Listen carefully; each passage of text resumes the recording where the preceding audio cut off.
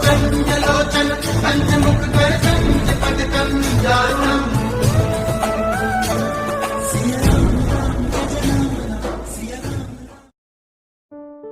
महाराज जी के आज के विशेषांक में रक्षा सूत्र परिवार के सभी सदस्यों का हार्दिक स्वागत है।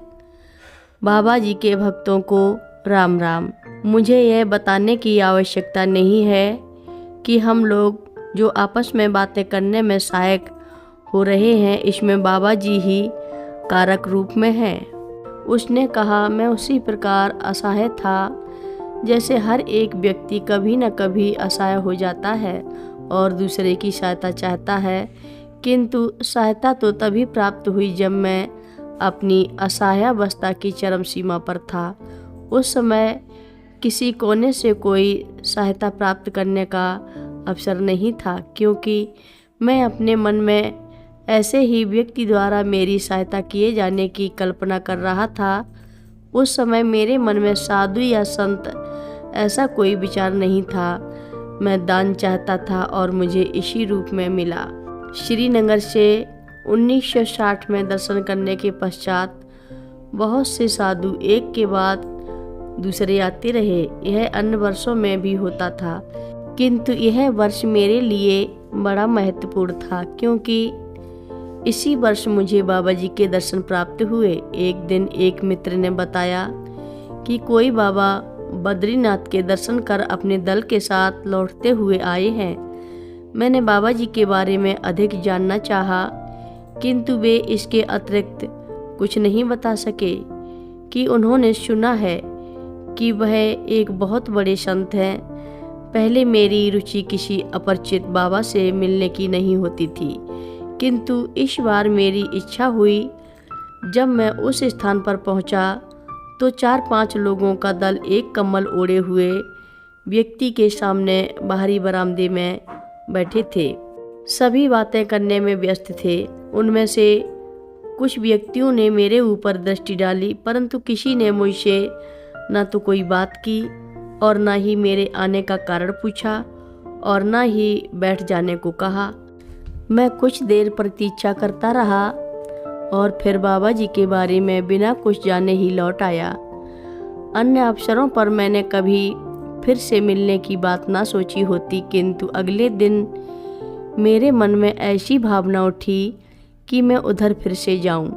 जब मैं वहां पहुंचा तो देखा कि कल की अपेक्षा आज वह साधु अधिक लोगों से घिरे थे।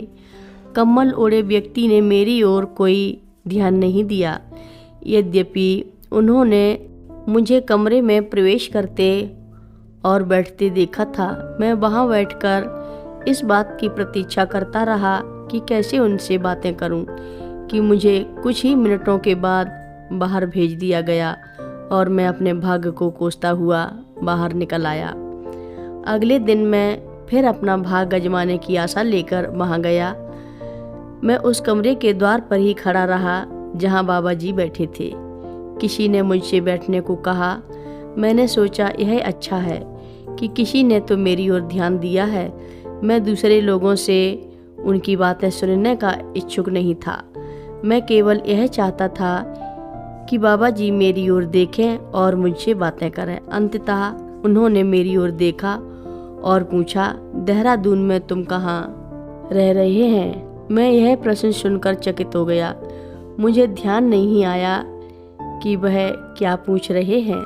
मैंने उत्तर दिया, मैं देहरादून में तो कहीं नहीं था। बाबा जी ने मेरी आंखों में सीधे देखते हुए कहा, क्या तुम वहाँ कभी नहीं थे? तुम यह बात कैसे कह सकते हो? क्या तुम स्टेशन के प्लेटफार्म पर कुली की तरह यह इंतजार नहीं कर रहे थे कि कोई तुम्हें अपना सामान ढोने के लिए काम पर लगा ले? मेरी आंखों के समक्ष सारा दृश्य एक एक कर घूम गया। मैं चुपचाप बैठा रहा। मेरे मुंह से एक शब्द भी नहीं निकला। बाबा जी मेरे उत्तर की प्रतीक्षा किए बिना बोलते रहे। तुम तो एकदम निराश हो गए थे। जब किसी ने तुम्हें काम नहीं दिया, सभी लोग मेरी ओर देखने लगे और इच्छुक थे कि मेरा क्या उत्तर होता है। उन लोगों की जिज्ञासा शांत करने के लिए और मुझे यह बताने के लिए कि उन्हें उस घटना का पूरा ब्यौरा याद है। वह अपनी बात कहते जा रहे थे। जब तुम वहाँ खड़े थे तब किसी व्यक्ति ने अपना बैग और बिस्तर उठाने के लिए तुमसे कहा था। उस आदमी को पूर्णभद्र पुरुष देखकर तुमने समझा यह आदमी धनवान होगा और तुम्हें अच्छे पैसे देगा और तुम्हें 1 रुपये 8 आने साइकिल मरम्मत के लिए मिल जाएंगे। जब तुम उसके घर पहुंचे तो उसने तुम्हें अगली सुबह आने को कहा था। कथा लंबी है, आगे की कथा सभी भक्तों को अगले भाग में सुनाएंगे। हर रोज महाराज जी की कथाएं सुनने के लिए सभी भक्तों का धन्यवाद।